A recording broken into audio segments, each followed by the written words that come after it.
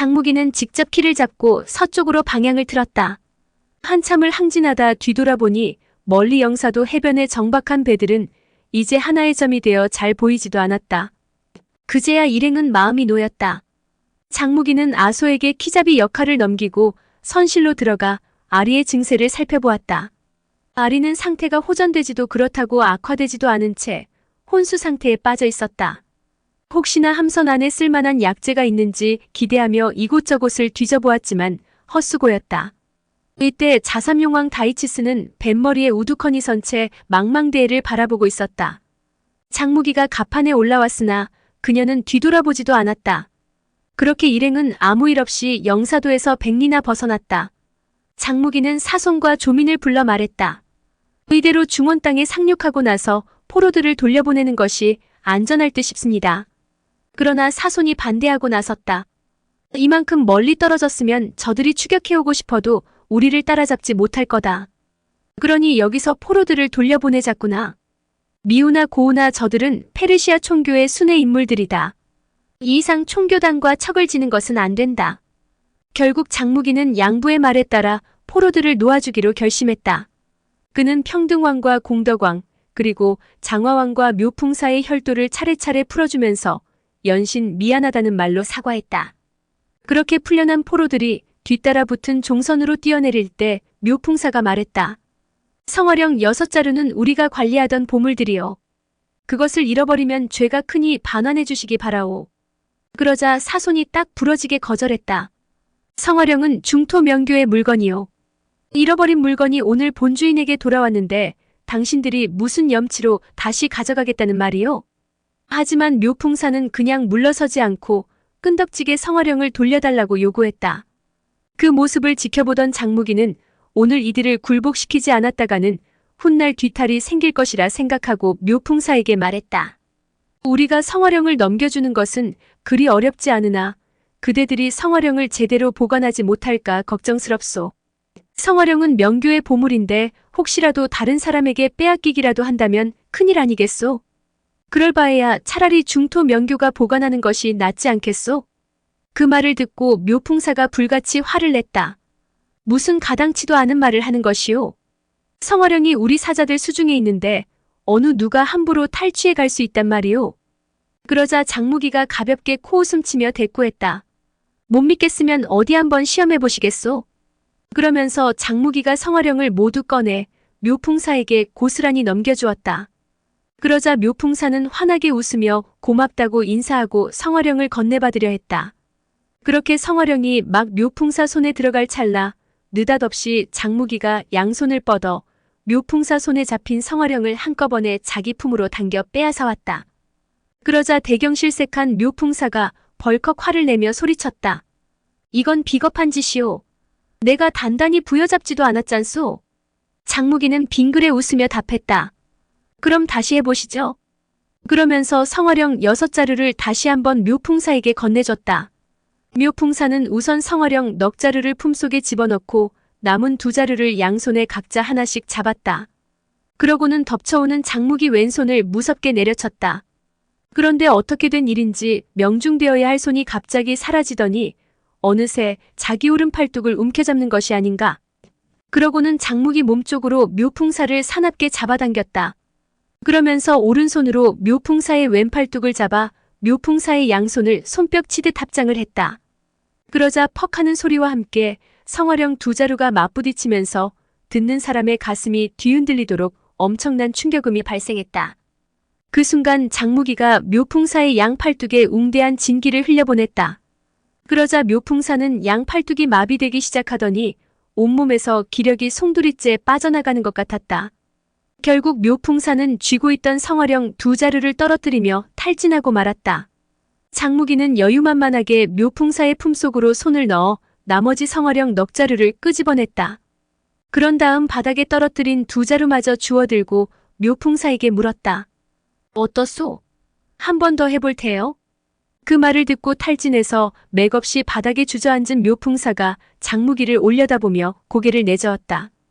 그때 종선에서 이 광경을 지켜보고 있던 유은사가 갑판 위로 훌쩍 뛰어오르더니 아무 말도 않고 묘풍사를 껴안아 자기 배로 돌아갔다.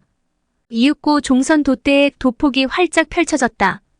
공덕왕이 밧줄을 끊어버리자 큰 배와 종선이 순식간에 떨어졌다.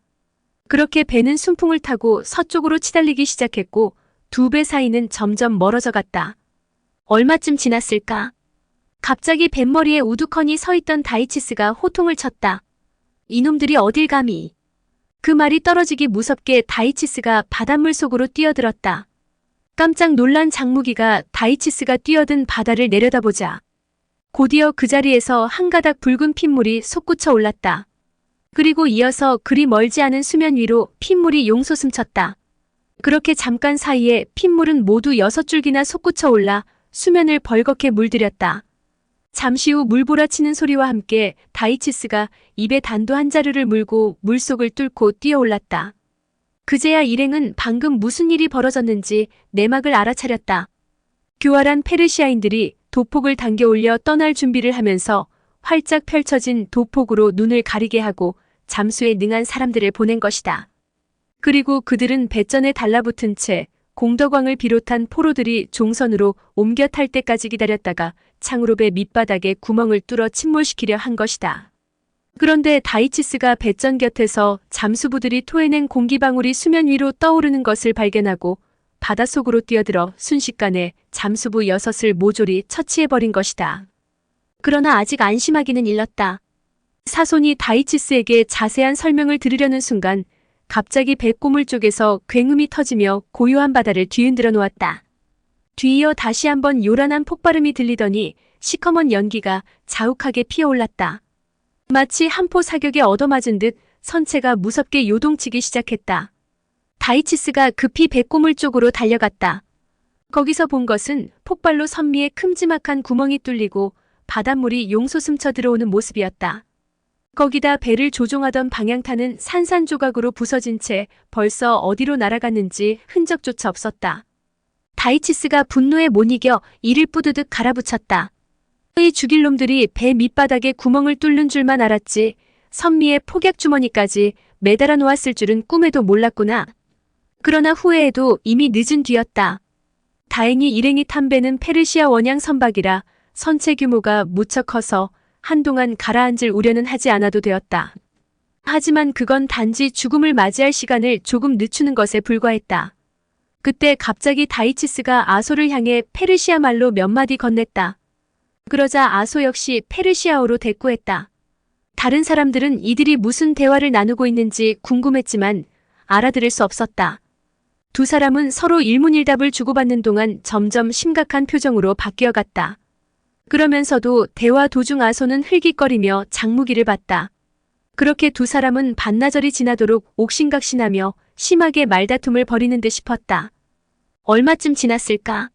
다이치스는 아소더러 무엇인가 승낙하라고 타이르는 기색이 역력했다. 하지만 아소는 그저 고개만 흔들 뿐 그 요구를 받아들이지 않았다. 그렇게 또 얼마간의 시간이 흐르고 아소가 장무기를 한번 흘깃 보더니 이내 한숨을 내쉬었다. 이윽고 아소의 입에서 무언가 말이 나오자 다이치스는 양손을 내밀어 아소를 껴안고 두 볼에 입맞춤을 했다. 그러더니 두 사람은 얼굴이 전부 눈물로 범벅이 될 때까지 울었다. 소리내어 우는 아소를 다이치스가 부드러운 말로 위로해주느라 바빴다. 그 모습을 지켜보던 일행은 도무지 무슨 영문인지 몰라 서로 얼굴만 바라봤다. 그때 갑자기 조민이 귓가에 속삭였다. 저걸 좀 봐요. 두 사람 얼굴 모습이 아주 많이 닮았죠? 그 말을 듣고 장무기가 흠칫 놀랐다. 그제야 지난날 범효와 양소의 이야기가 뇌리에 떠올랐다. 그제야 눈치 둔한 장무기도 모든 사실을 파악할 수 있었다. 아소가 바로 다이치스의 딸이라는 사실을. 그리고 왜 아소가 양부르의 몸종이 되면서까지 광명정에 섞여 들어갔는지. 그리고 어떻게 비밀 통로 출입구를 알고 있었는지 말이다. 아소는 건곤대 나이 신공을 훔쳐내기 위해 다이치스가 광명정으로 보낸 것이었다. 그때 선체가 극심하게 흔들리더니 타고 있던 큰 배가 가라앉고 있다는 것을 느낄 수 있을 정도로 침몰하는 속도가 빨라졌다. 그 순간 다이치스가 모두에게 말했다. 여러분은 놀라거나 당황하실 것 없습니다. 조금 후에 페르시아 함선이 도착하면 나하고 아소에게 살아날 방법이 있으니 걱정하지 마세요. 그러고는 다이치스가 장무기와 사손에게 큰 은혜를 입었다며 다소곳이 허리 굽혀 큰 절을 올렸다. 그러는 동안에도 선실에 바닷물이 들어차서 이제 가판위로 쏟아져 나오고 있었다. 주지학은 아리를 안고 장무기는 조민을 껴안은 채 저마다 돛대 막루 위로 기어올랐다. 그때 아소가 갑자기 울음을 터뜨리더니 저길 보라고 손가락을 가리켰다. 사람들이 아소가 가리키는 방향을 보니 페르시아 함선 10여 척이 바람을 가득 안고 질풍같이 추격해오고 있었다. 이윽고 페르시아 함대가 접근해 오더니 일제히 한 포를 침몰해가는 배의 돛대에 겨냥했다. 그들은 200여 척 거리에 닻을 내렸다. 지혜왕이 통쾌하게 웃으며 말했다. 그대들은 항복할 것인가? 말 것인가? 그때 다이치스가 목청껏 페르시아어로 몇 마디 외쳤다. 그러자 흠칫 놀란 지혜왕이 페르시아어로 대꾸했다. 그렇게 두 사람 간에 수십 마디가 오가더니 이번에는 대성왕까지 끼어들어 질문을 던졌다. 거기에 다이치스가 서슴없이 응답하자 곧이어 보수왕들이 타고 있던 기암에서 작은 종선 한 척이 다가왔다. 종선이 도착하자 다이치스가 장무기 쪽으로 돌아서며 말했다. 창교주, 나하고 아소가 먼저 건너갈 테니 당신네는 잠시만 기다려주시오. 그러고는 아소를 데리고 종선으로 건너가 보수왕들이 있는 기암으로 넘어갔다. 두 사람이 넘어가고 얼마간의 시간이 흐르자 일행이 옹기종기 몰려앉은 돛대 막루는 수면에서 불과 10여 척밖에 안 되어 거센 파도가 후려쳐 올 때마다 사람들은 머리끝에서 발끝까지 바닷물을 흠뻑 뒤집어 썼다.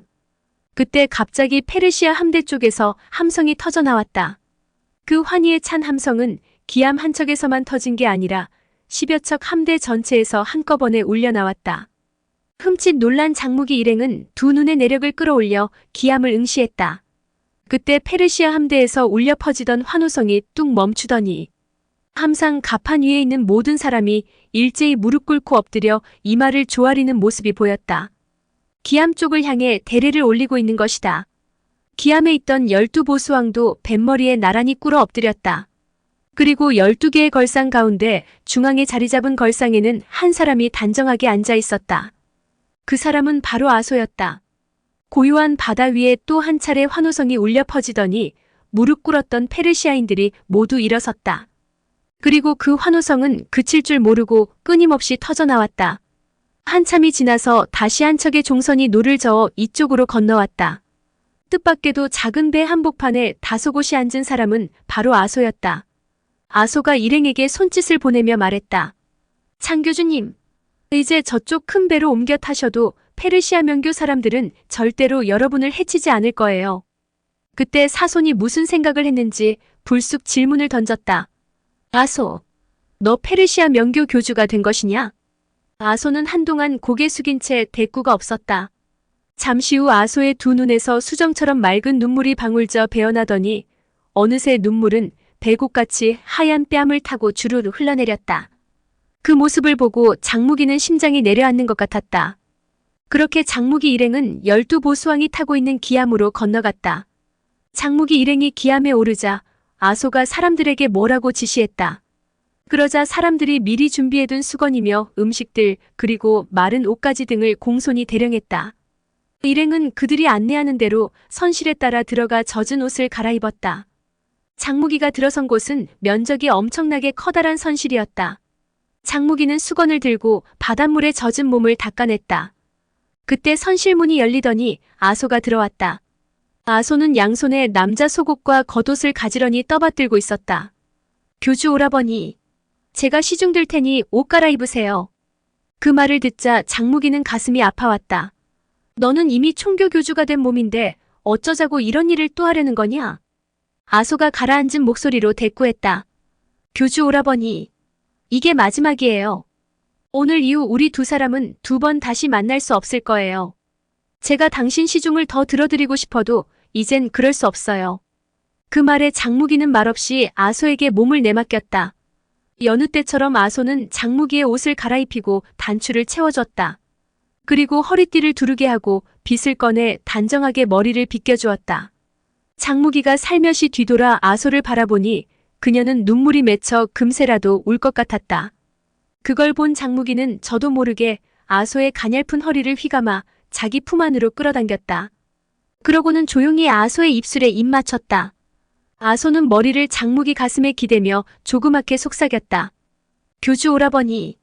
오늘 우리 사이가 이렇게 되지만 않았던들 저는 페르시아 명교 교주 자리는 둘째치고 천하를 다스리는 여왕제의 자리에 앉아준다 해도 원하지 않았을 거예요. 저는 그저 평생토록 당신의 어린 계집아이로 살면서 곁에서 시중드는 것만으로도 행복했을 거예요. 그때 선실 문 바깥에서 다이치스의 목소리가 들려왔다. 아소. 네가 연정을 억누르지 못한다면 장교주는 죽게 된다. 그 말에 정신이 번쩍 든 아소는 몸을 떨며 장무기를 밀쳐냈다. 교주 오라버니. 다시는 저를 기억하지 마세요. 그러자 장무기가 아소의 팔을 잡으며 말했다. 아소. 나는 영원히 너를 기억할 거야. 장무기는 가슴속이 터져나갈 듯 아팠다.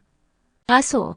차라리 이대로 나가서 내가 보수왕 한두를 사로잡고 협박하면 다시 영사도로 돌아갈 수 있지 않을까? 하지만 아소는 처연한 기색으로 고개를 절레절레 내저었다. 저 사람들도 한 번 당한 게 있어서 그렇게 쉽지 않을 거예요. 아마 지금쯤 당신 일행들 신변에는 페르시아인들의 칼끝이 얹혀 있을 거예요. 만약 우리 둘이서 이상한 낌새만 보여도 그분들은 모두 죽을 거예요. 그러고는 아소가 선실문을 열었다. 아니나 다를까 문 앞에는 다이치스가 서 있고 그녀 뒤에는 페르시아인 2명이 장검을 든 채 다이치스의 등 뒤에 버티고 있었다. 아소가 선실 밖으로 나서자 그들 2사람은 공손히 허리 굽혀 예를 올렸다. 그러나 손에 잡고 있던 장검의 칼끝은 여전히 다이치스의 등을 겨누고 있었다. 아소가 고개를 바짝 치켜든 채 곧장 가판 위로 올라섰다. 장무기는 맥없이 그녀 뒤를 따를 수밖에 없었다. 가판으로 나가자 사손을 비롯한 일행의 등 뒤에 하나같이 페르시아 무사들이 칼을 들고 위협하고 있었다. 그리고 의천검과 도룡도는 보수왕들 손에 넘어가 있었다. 보수왕들 앞에 다다른 아소가 명을 내려 영약을 가져오게 했다. 아소는 공덕왕이 가져온 영약을 받아 장무기에게 건네주며 아리의 상처를 돌봐주라고 했다. 아소는 가늘게 떨리는 목소리로 장무기에게 이별을 고했다. 장교주님, 이제 우리는 여기서 작별해야겠네요. 그 말에 장무기도 격한 감정을 억누르며 대꾸했다. 부디 몸조심하기를 바라겠소. 아소는 더는 말하지 않고 고개만 끄덕였다. 이윽고 떠날 배가 준비되었다. 사손을 비롯한 일행이 모두 배로 건너가고 마지막으로 장무기가 준비된 배로 건너가려고 할 때 아소가 다가와 의천검과 도룡도를 모두 장무기에게 건네주었다. 그러고는 처연히 웃으며 손을 흔들어 작별을 고했다. 장무기는 뭐라고 말해야 좋을지 몰라 잠시 멍하니 서 있다 맞은편 배로 건너뛰었다. 잠시 후 뿔고둥 나팔 소리가 일제히 울려 퍼지고 페르시아 함대가 돛을 올리고 움직이기 시작했다. 그렇게 장무기가 탄 배와 아소가 탄 배 사이가 점점 떨어져서 멀어지기 시작했다. 아소는 뱃머리에 못 박힌 듯 고요히 선 채 장무기가 탄 배를 하염없이 바라만 보았다. 오늘의 영상은 여기까지입니다. 영상이 도움이 되셨다면 구독과 좋아요, 알람 설정 부탁드립니다. 시청해주셔서 감사합니다.